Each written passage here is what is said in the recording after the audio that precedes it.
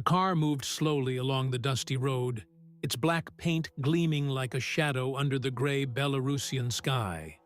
On both sides of the road, fields stretched toward the horizon, dotted with the bent silhouettes of laborers. Their faces were indistinct from the distance, but their movements spoke volumes.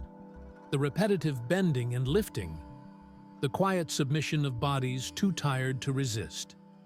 Inside the car sat one of the most feared men in Nazi Germany, Heinrich Himmler, head of the SS, architect of the concentration camp system, a man who wielded death with bureaucratic precision. As the vehicle approached the camp near Minsk, the sound of boots on gravel could already be heard.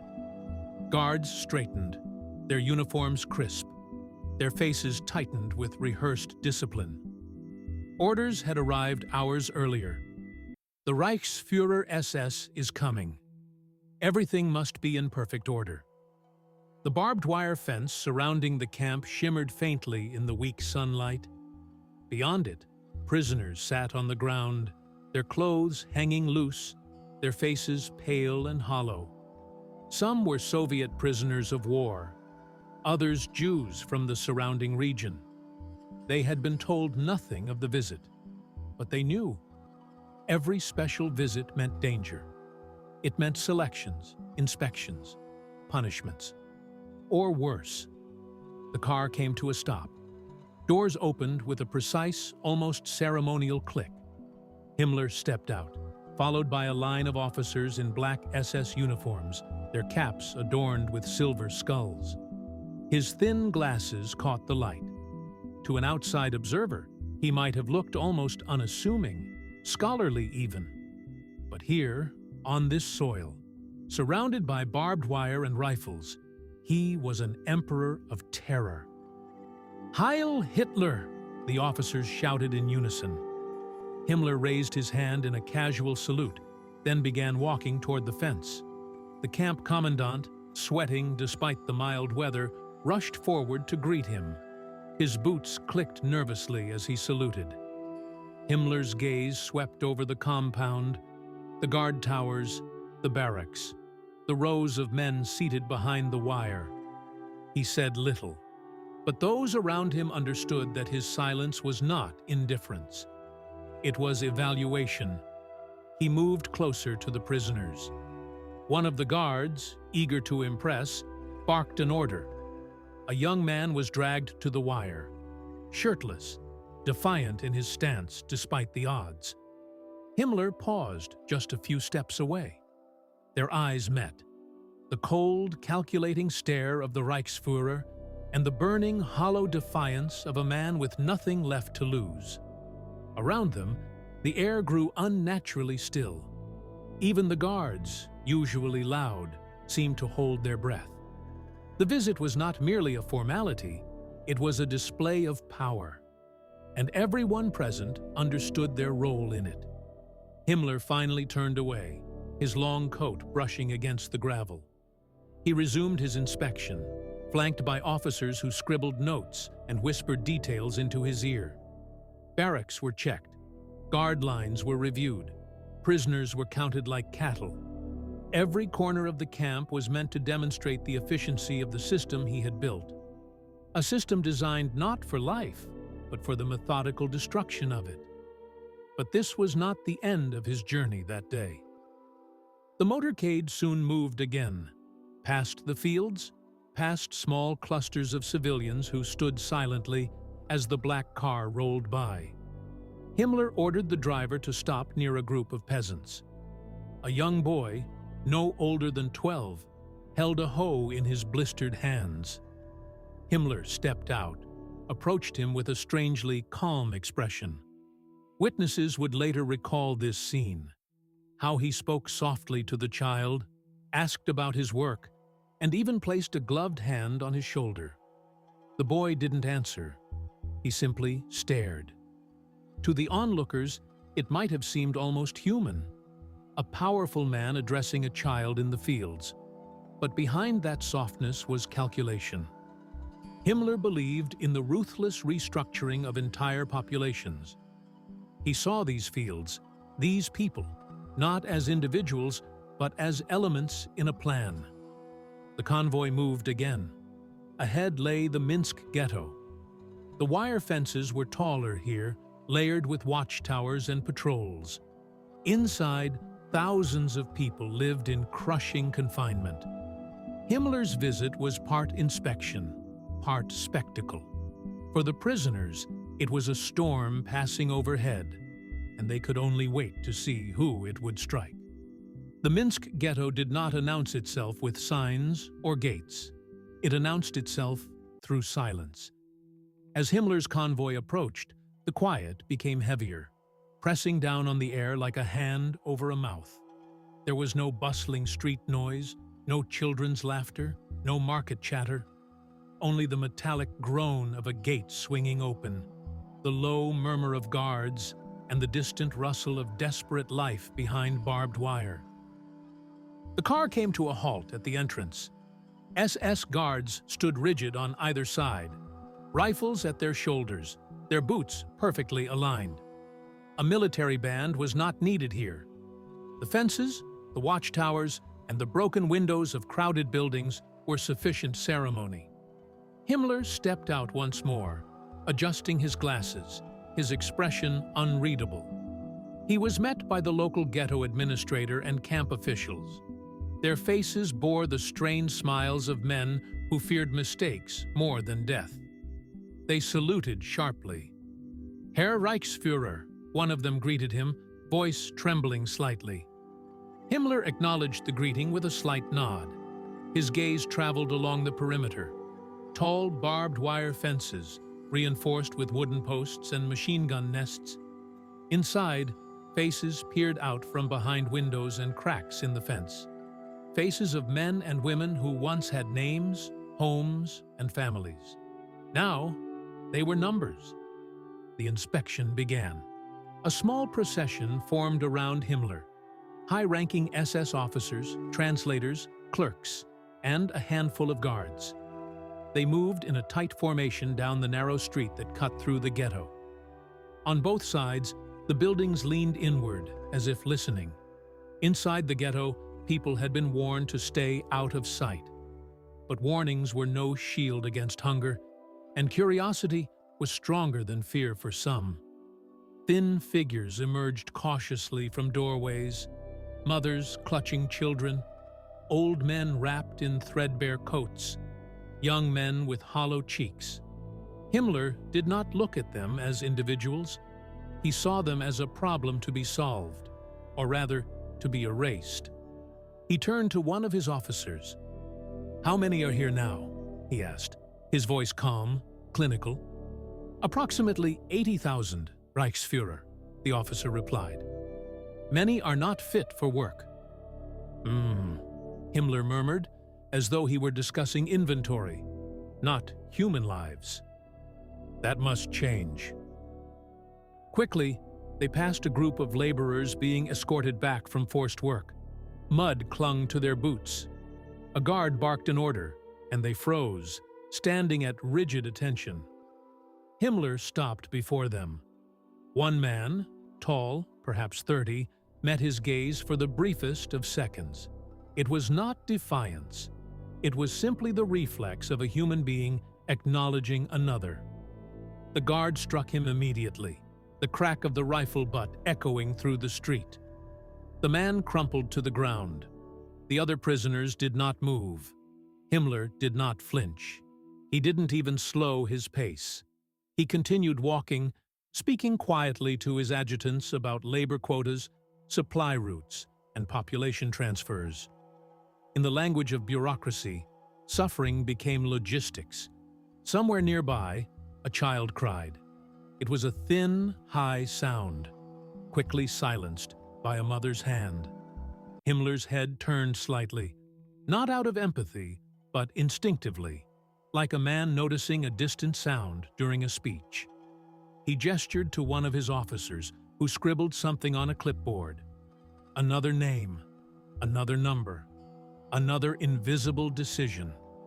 They reached the central square of the ghetto, an open area surrounded by barracks and administration buildings.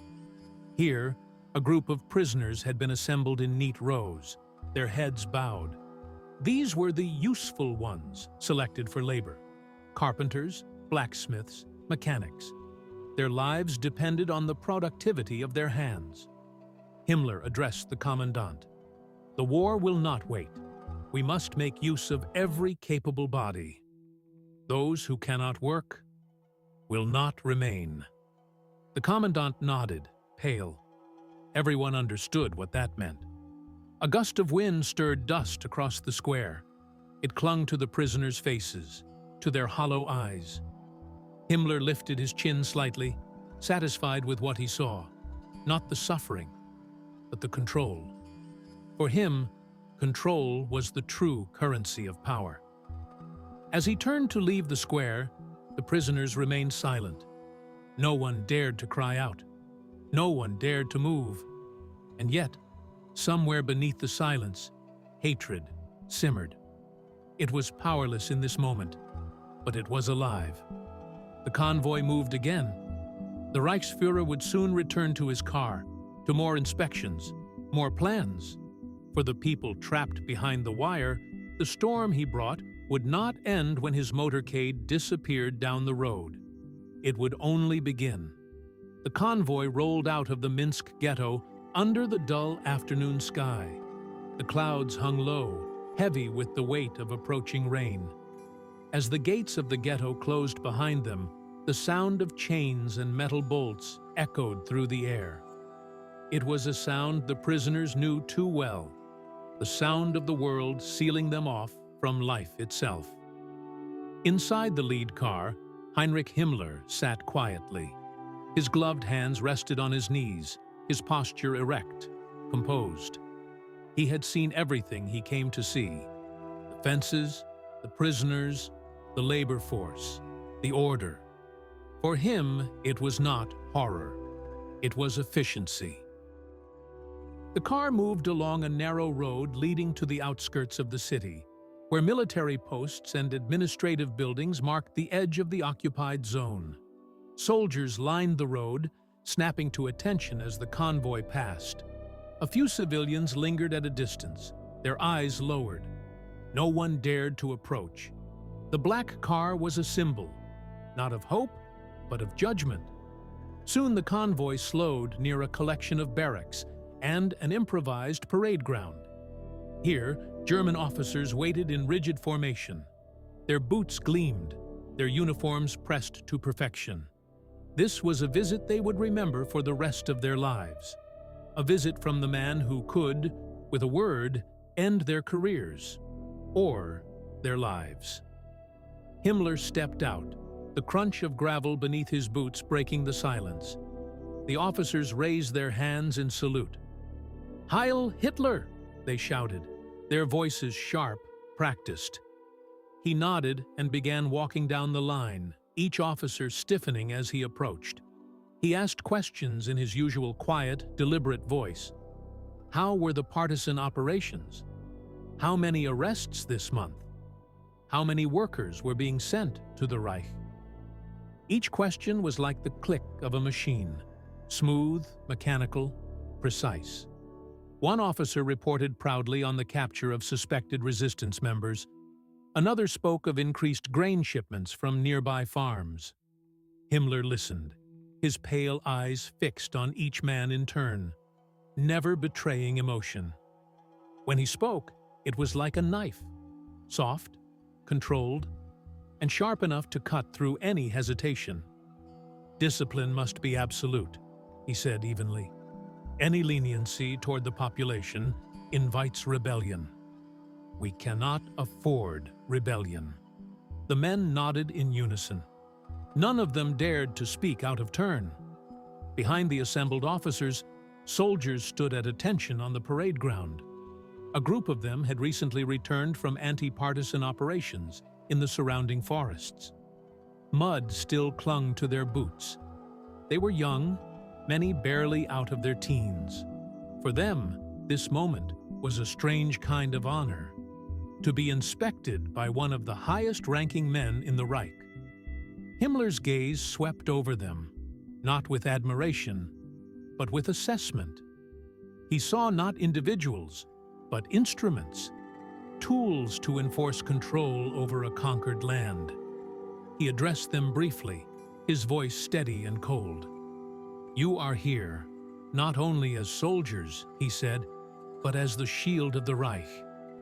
The enemy hides in the shadows, in the forests, in the faces of those who claim to be civilians. You must be vigilant. You must be ruthless." A murmur of "Jawohl, Herr Reichsführer," followed, like the echo of a well-oiled machine. As he walked past the ranks, his officers followed, scribbling in their notebooks, recording every order. Behind Himmler's calm exterior was a vast system of bureaucracy, a machine that could reach into every village, every home, every life. The occupation was not chaos. It was organized cruelty. The inspection ended with a brief speech to the officers gathered on the steps of the main building. Himmler spoke of duty, of order, of the future of German control in the East. He spoke of restructuring the region, of securing the destiny of the Reich. The language was bureaucratic, but its meaning was unmistakable. It was about domination, about annihilation. When he finished, the officers saluted again, their faces masks of loyalty. Whether they believed or feared didn't matter. In this world, obedience was survival. Himmler turned and entered the car. The doors closed, sealing him once more in the quiet bubble of the motorcade. The engines roared to life, and the convoy pulled away from the barracks. Behind him, the officers exhaled as though a storm had passed. Some whispered to each other. Others stood in silence. The visit would ripple through their ranks like a cold wind. Orders would tighten. Punishments would increase.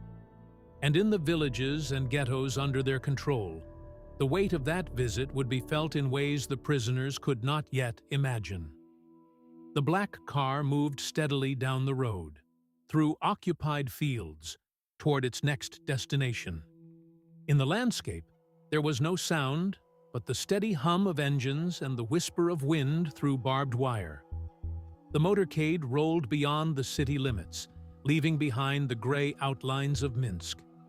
The air smelled different here: damp earth, wood smoke, the faint scent of hay. The fields stretched endlessly, interrupted only by scattered farmhouses and the dark, watchful line of the forest in the distance. To the casual eye, it was a quiet rural landscape. But beneath that quiet lived the iron grip of occupation. The car moved at a deliberate pace. Himmler liked to observe. He watched the countryside through the glass window as though it were a chessboard he intended to control piece by piece. Small groups of villagers worked the fields, their movements slow and mechanical. A few looked up as the convoy passed, but most kept their heads bowed. They had learned that looking too long at a black car with an SS flag could bring punishment. Himmler signaled for the driver to slow down. A cluster of peasants, men, women, and a handful of children, were working in a potato field beside the road. A guard on a nearby watch post stiffened as the convoy stopped. Dust rose around the wheels. Officers opened the doors with the same precision as they had at the camp and the ghetto. The Reichsführer stepped out into the open air.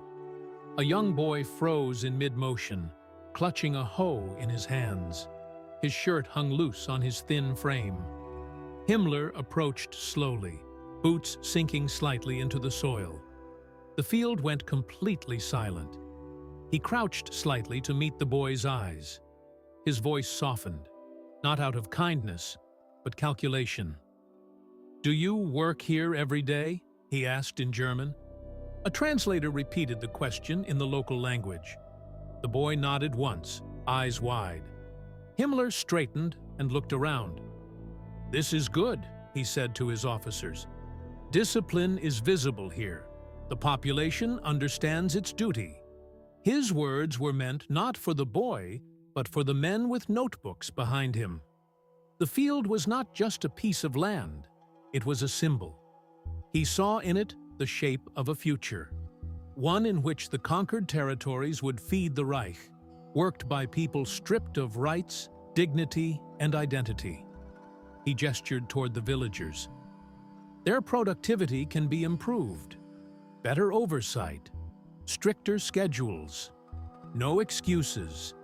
An officer quickly scribbled down the order. Himmler turned to one of the farm supervisors, a local collaborator wearing a worn uniform and a nervous smile. They spoke briefly through a translator. Himmler's voice was calm, almost gentle, but every word carried the weight of authority. He asked about crop yields, work quotas, resistance activity. To him, the land was not a home for these people. It was a resource to be managed. A sudden gust of wind rustled through the field. A woman, standing a few rows away, dropped a sack of potatoes. A guard moved toward her instantly, barking a command. She scrambled to pick it up, her hands shaking. Himmler watched the scene for a second, then turned away without comment. To him, it was nothing, an invisible moment in a much larger plan. He walked back to the car. As he reached the door, he glanced once more at the boy in the field. To the child, the man in the black uniform would remain an image burned into memory. The day power itself came to his village, silent and cold. The convoy rolled on again. The fields gave way to patches of forest. This was partisan territory, where resistance fighters hid in the trees and marshes. Himmler's eyes narrowed as they passed a burned-out farmhouse. Smoke still lingered faintly in the air. "Partisans," one of the officers said. "They've been more active here lately." "We're conducting sweeps," Himmler gave a short, almost imperceptible nod. "Then you will make the consequences memorable." The officer understood. No further explanation was required. In the Reich's system, entire villages could vanish in a single night as punishment for resistance activity. Terror was not just a response, it was policy. The motorcade pressed forward. The road grew rougher, winding through dense clusters of birch and pine. Himmler remained silent, lost in thought. In his mind, he was not simply passing through Belarus. He was surveying what he considered the future territory of a vast German empire, a landscape to be reshaped, resettled, and controlled. And somewhere in those forests, unseen but listening, resistance fighters crouched low, watching the convoy pass. They were outnumbered, under-equipped, and hunted relentlessly. But they watched, they remembered. And their war, quieter, harder, slower, was far from over. The forest road eventually opened onto a small clearing where a German field headquarters had been established. A cluster of low wooden buildings surrounded by sandbags, guard towers, and camouflage netting. Soldiers patrolled the perimeter with rifles at the ready. Signs in German marked restricted areas. The entire compound hummed with the controlled tension of an occupied war zone. The convoy pulled up to the main building. As Himmler stepped out, a gust of cool wind swept through the clearing. Officers rushed forward to salute, their boots striking the ground in perfect rhythm. A few of them had been waiting for hours. The visit of Heinrich Himmler was not just another inspection. It was an event that could determine their careers, their orders, and their fate. Inside the command post, a long wooden table was covered with maps, documents, and black telephone receivers. Red and blue pins marked partisan activity, supply routes, prisoner transports, and labor allocations. Over everything hung a large map of the occupied Eastern territories. Vast stretches of land, villages, rivers, and forests. It was less a map of a country and more a blueprint of control. Himmler walked slowly toward it, his gloved hands clasped behind his back. Officers followed him like shadows. One of them began the briefing. Reichsfuhrer, partisan attacks have increased along the northern rail lines. Several supply trains have been sabotaged. We've launched sweeps, but the forest terrain favors them. Local civilians support them. Himmler's gaze never left the map. His voice was quiet, but every word fell with weight. Then the civilians must be taught what happens when they support our enemies. Another officer stepped forward, eager to display efficiency. We've already begun punitive measures, Reichsfuhrer. Several villages have been cleared. We're relocating the population to labor camps. Himmler nodded faintly. To him, such words were neither shocking nor cruel. They were simply the mechanics of war. He leaned closer to the map, tracing a finger along a river line. This territory, he said, is more than a battlefield. It is the future. The East must be pacified, settled, made productive. Every village must either serve the Reich or disappear. The officers around him stood rigid. They had heard this kind of language before. The ideological underpinnings of a campaign that sought not just military victory, but a complete reshaping of entire nations. He turned to the senior commander of the area, a stern man with a chest full of medals. "How many prisoners have been transported this month?" Himmler asked. "Over 30,000, the commander answered. Mostly Jews and Soviet POWs. Labor allocation is ongoing." "Good," Himmler replied. "The Reich's industry demands hands. If they cannot be useful here, they will work elsewhere, or they will not work at all." There was no need to clarify what that meant. The officers understood. He moved away from the map and toward the table. Reports were laid out neatly. Production numbers, execution statistics, deportation schedules. He flipped through them one by one, his thin fingers moving with the precision of an archivist, not a soldier. His power did not come from guns or tanks. It came from the cold, methodical system he had built, a machine that turned entire populations into data. At one point, he looked up and asked a single, simple question. "What of the Minsk ghetto?" An officer stepped forward nervously. "The situation is stable, Reichsfuhrer. No major incidents. Labor forces are being used efficiently. We've scheduled another transport to the east next week." Himmler adjusted his glasses. "Keep it orderly. No chaos. Efficiency is strength." The officers nodded. His tone was not loud, but it carried the kind of authority that required no shouting. In this system, obedience was absolute. As the meeting continued, Himmler spoke of long-term plans. He described an eastern landscape transformed, German settlements, German farms, new cities rising where villages once stood. It was a vision built on forced labor, deportation, and annihilation. A future imagined by bureaucrats and enforced by soldiers.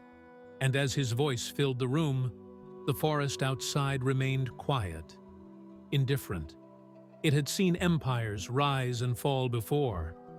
It would see this one too. After nearly an hour, the meeting ended.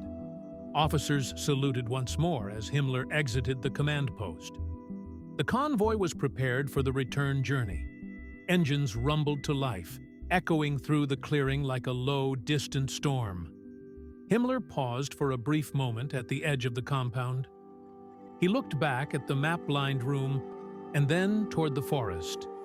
In his mind, the land ahead was not foreign. It was already claimed, already conquered. He climbed back into the car. As the convoy disappeared into the trees, the soldiers at the outpost returned to their posts. Some exhaled quietly, grateful that the visit had passed without incident. Others stiffened, knowing new orders would soon follow.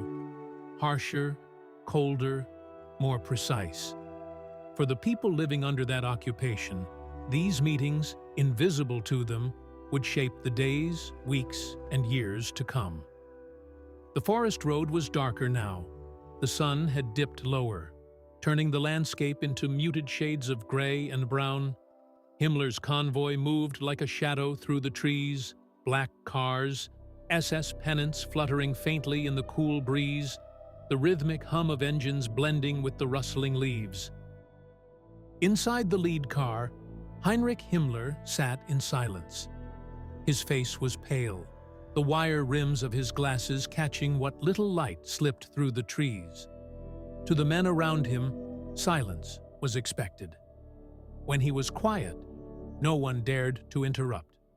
But this was not the silence of reflection. It was the silence of a man who believed he had seen exactly what he wanted to see. The convoy passed a burned village. The wooden beams of houses jutted upward like the bones of some enormous dead animal. Smoke still hung in the air, faint but unmistakable.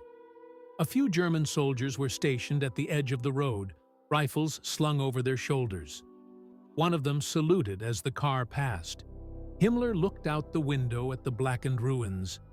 He said nothing, but the corner of his mouth tightened almost imperceptibly. To him, this wasn't tragedy. It was order being enforced. A warning made visible. He had often spoken of removing dangerous elements. And here was the result: a village erased. The car continued on, the road straightening as they neared the outskirts of Minsk once again. Along the way, they passed groups of forced laborers walking under guard, thin figures carrying shovels and sacks, their heads down. A guard's voice barked an order. A rifle butt struck the dirt. The line shuffled forward. Himmler barely turned his head to watch. To him, these were numbers, units in a system, fuel for the vast machine of the war. An officer seated beside him finally spoke, his voice measured and respectful. "Reichsführer, the situation in this sector is under control. The officers are loyal. The population is being managed." Himmler nodded slowly. "It will need to be more than managed," he said softly. "It will need to be reshaped." The word reshaped hung in the air like smoke. To those who followed him, it meant deportation, enslavement, or death. To Himmler, it was ideology turned into strategy. He had long believed that the East was not simply territory to be occupied, but clay to be molded into farms, towns, and colonies that would serve the Reich for generations. The convoy slowed as it approached a checkpoint. A barrier was lifted, guards snapped to attention, and the cars glided through without hesitation. The city was drawing near now. Minsk, or what was left of it, had become a city of checkpoints, patrols, and watchtowers. What had once been a living city was now a landscape of surveillance. Himmler tilted his head toward the window. The buildings of the city stood in jagged outlines against the darkening sky. Some were intact, many were not. Whole neighborhoods had been cleared to make way for administrative offices, garrisons, and transit camps. The transformation was already underway, and in Himmler's mind, it was only the beginning. He spoke again, this time almost to himself. "When the war is won, this will all be different." The officer in the front seat responded immediately, as expected. "Yes, Reichsführer." The car moved past a line of prisoners being marched back toward the ghetto. They shuffled in silence, hands bound, their faces hollow. One of the prisoners, an old man in a threadbare coat, looked up just long enough to catch a glimpse of the black car. For a brief second, their eyes met. The old man didn't look away. Himmler did. The convoy crossed the central square of the city, where German banners hung from buildings and SS guards stood at every corner. It was a display of domination, deliberate, methodical, meant to remind anyone who saw it who controlled this land. The cars finally slowed in front of the regional headquarters. Himmler's visit had begun that morning with ceremony and quiet fear. Now it returned in darkness, carrying with it the weight of decisions that would ripple outward, into forests, into villages, into lives that would vanish without record. As Himmler stepped out of the car, a light drizzle began to fall. Raindrops darkened the pavement, ran down the edges of his black leather coat. Officers lined up to greet him once more, their salutes sharp in the fading light. He acknowledged them with a curt nod and walked up the steps into the building. Behind him, the convoy engines quieted. The rain thickened. In the distance, somewhere beyond the city, a dog barked, a thin, lonely sound in a landscape that had learned to keep silent. And the people still trapped behind barbed wire in villages and camps and ghettos would feel the consequences of this single visit for months and years to come. Night fell heavily over Minsk. The rain that had started as a drizzle became steady, coating the city in a thin, cold sheen. The Reichsfuhrer had retired to the regional headquarters, surrounded by his officers and aides. Orders were being typed, reports were being signed, the work of occupation never slept. But outside those walls, the world was very different.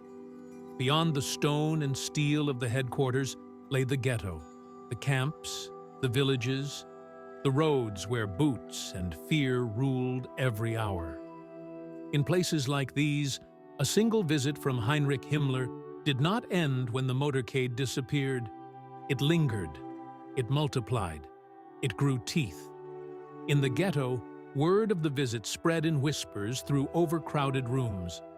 No one had seen much, only black cars, stiff salutes, and the way the guards' eyes had sharpened. The prisoners knew what such visits meant. They had seen it before. Inspections were never harmless. Inspections were followed by transports. A woman sat near a cracked window, holding her child close. The boy asked in a small voice why there were more guards on the street. She didn't answer. She didn't know the details of meetings and maps, but she felt, with the instinct of the trapped, that something was coming. Not far away, in a barrack behind the wire, a group of men whispered in the dark. They were carpenters, tailors, blacksmiths, forced laborers who worked under guard.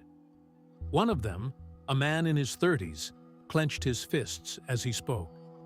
He had seen the Reichsfuhrer with his own eyes earlier that day. That alone felt like an omen. "We have to be ready," he whispered. "They don't bring men like him for nothing." His friends didn't reply. Some were too tired, others too frightened. But the silence between them was heavy with understanding. In the countryside, the villagers who had seen the convoy pass returned to their homes and barns. The boy in the potato field lay on a straw mattress, staring at the ceiling. His father sat nearby, silent, listening to the distant rumble of vehicles on the road. They didn't speak the man's name. They didn't have to. His presence was already part of their fear. At the German military headquarters in the forest, officers worked late into the night, transmitting the new orders. Villages to be cleared, labor quotas to be raised, increased patrols, more transports. The words were written in crisp, bureaucratic language, stripped of emotion, but they would land like hammers on human lives. And in the deep forests, partisans listened to distant engines fade. They had watched the convoy with eyes that burned in the dark. They did not know what exact decisions had been made, but they understood their meaning well enough. They whispered to each other around small, hidden fires. Plans began to form.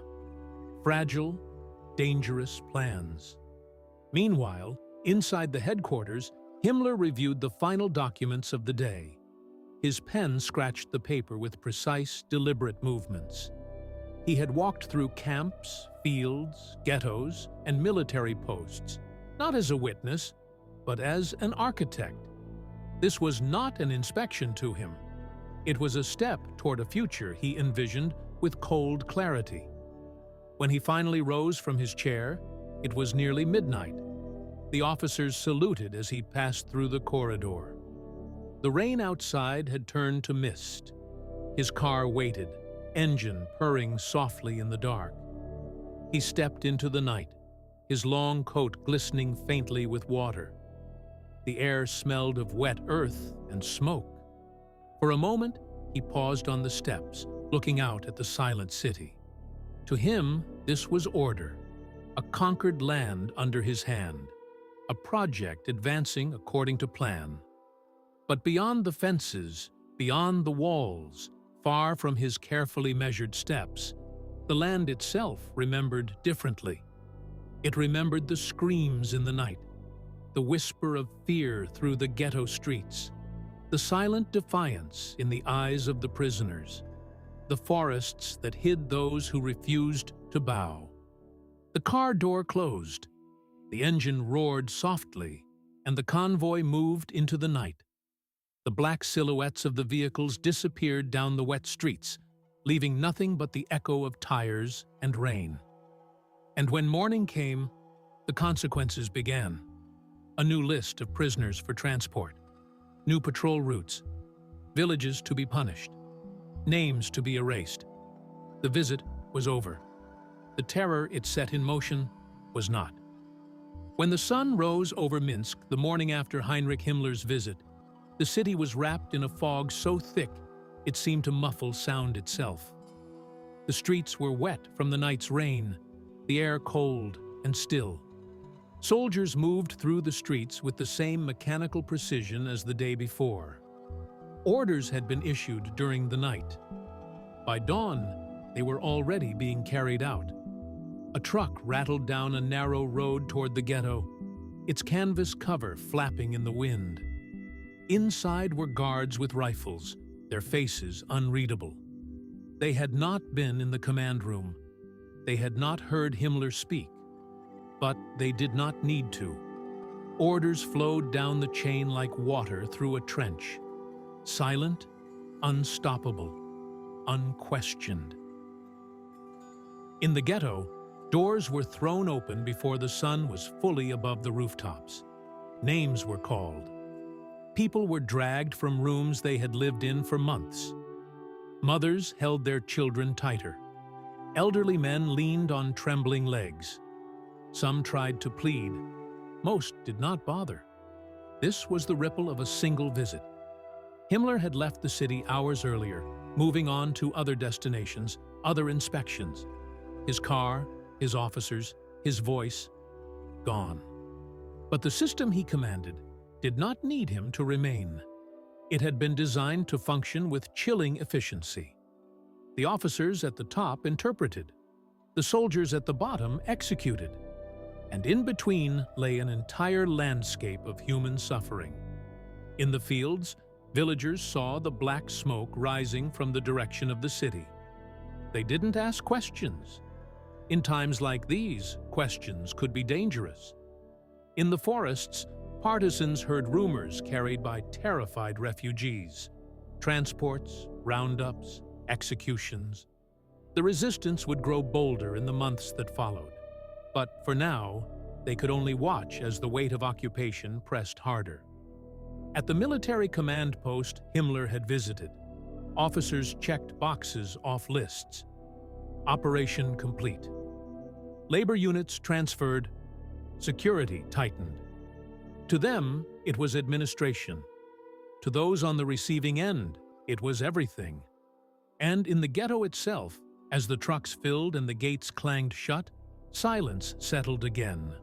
Not because fear had disappeared, but because it had become a constant, like the air. For Himmler, this day was one of many. He would continue to travel, to inspect, to speak quietly in rooms lined with maps. He would never raise his voice. He didn't need to. His power was not in spectacle, but in structure, in transforming cruelty into routine. But for the people of Minsk, Jews, prisoners of war, villagers, resistors, This day was carved into memory. One visit had redrawn their lives. The story of this day is not about a single act of violence, nor a single decision shouted in anger. It is about a system where decisions made in quiet rooms shape the lives of thousands without a sound. It is about the bureaucratic face of terror, the way it spreads through orders, through paper, through uniforms, through silence. Many of those who saw the Reichsführer's car pass that day would not survive the months that followed. Some would vanish in the transports, others in camps deeper east. A few would escape to the forest and fight. But none would forget the sight of the black car moving down their road. History remembers such visits not because of the words spoken during them, but because of what followed. In this corner of occupied Belarus, the terror had a face. It wore glasses. It spoke softly. It left no fingerprints, only consequences. The fog began to lift from the city, revealing the outlines of fences, towers, and trucks disappearing into the distance. The streets would be washed clean by rain. The records of the day would be filed away in neat folders. But memory would remain, in whispers, in silence, in loss.